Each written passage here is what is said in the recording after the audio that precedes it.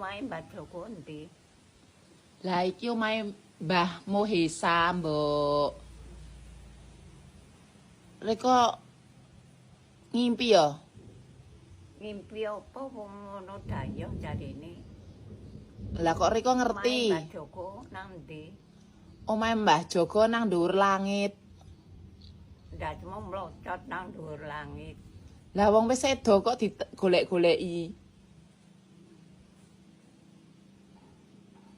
Reko ora kelingan po. Yo.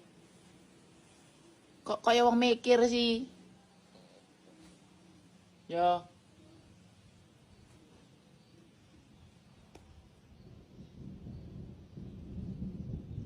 Reko jenenge sapa? Kira jenenge Joko. Nyong jenenge Samini. Reko jenenge sapa? Kira jenenge Joko. Lah wong ditakoni kok bingung.